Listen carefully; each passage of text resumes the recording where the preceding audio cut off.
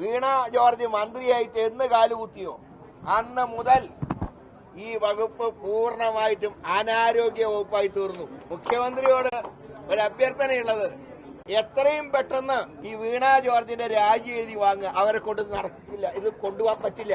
ഓരോ കാര്യങ്ങൾ പറഞ്ഞ് മുടന്ത ന്യായങ്ങൾ പറഞ്ഞ് ഈ വകുപ്പ് നാശമാക്കി. ആരോഗ്യരംഗത്തുണ്ടായിരിക്കുന്ന ഈ തകർച്ച സിസ്റ്റത്തിന്റെ തകരാറാണെന്ന് പറഞ്ഞ മന്ത്രി ഒഴിഞ്ഞു മാറാൻ കഴിയില്ല. ഇത് ഗവൺമെന്റിന്റെ പരിപൂർണമായ പരാജയമാണ്. കെ മുരളീധരൻ അദ്ദേഹം കേരള രാഷ്ട്രീയ ചരിത്രത്തിൽ സ്വന്തമായ ചരിത്രം സൃഷ്ടിച്ച ആളാണല്ലോ.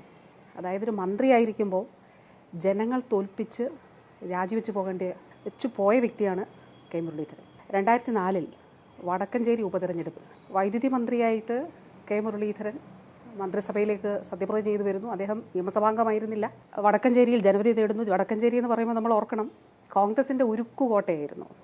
വളരെ വലിയ ഭൂരിപക്ഷത്തിൽ കോൺഗ്രസിൻ്റെ സ്ഥാനാർത്ഥി ജയിച്ച മണ്ഡലത്തിൽ ആ MLA രാജിവെപ്പിച്ച് അവിടെ മത്സരിച്ച് ജനങ്ങൾ തോൽപ്പിച്ച് അന്ന് ശ്രീ AC മൊയ്തീനോട് ദയനീയമായി തോറ്റ് മന്ത്രി സ്ഥാനം രാജിവെച്ചു പോയ വ്യക്തി കെ മുരളീധരൻ പറയുകയാണ്, ബഹുമാനപ്പെട്ട മുഖ്യമന്ത്രി എൻ്റെ രാജി ചോദിച്ചു വാങ്ങണമെന്ന്. അത് നല്ലൊരു കാര്യമാണ് അദ്ദേഹം പറഞ്ഞത്. മറ്റൊരു കാര്യം കൂടിയുണ്ട്, അതിന് മറുപടി അർഹിക്കുന്നില്ല. രമേശ് ചെന്നിത്തല പറഞ്ഞത് ഉത്തരം മുട്ടുമ്പോൾ സാധാരണ പറയുന്ന കാര്യമായിട്ട് കാണുന്നുള്ളൂ.